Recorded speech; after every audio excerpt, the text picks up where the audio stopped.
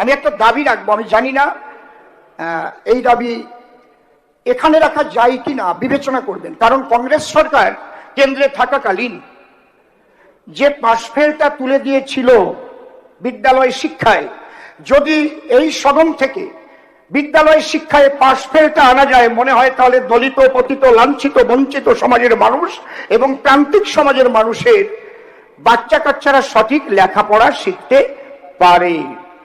এটা আমার মনে হয়েছে, আপনারা ভাববেন। কারণ যাদের পয়সা আছে তারা ইংলিশ মিডিয়ামে পড়ায়, গরিব মানুষ ইংলিশ মিডিয়ামে পড়াতে পারে না। তারপরে যদি ফেল করবার ভয়ই না থাকে, আর মাস্টারমশাইয়ের হাতে যদি ছড়ি না থাকে, তাহলে ছাত্র সঠিক লেখাপড়া কেমন করে সেটা আমি ঘুরে ঘুরে খুব ভালো করে দেখেছি।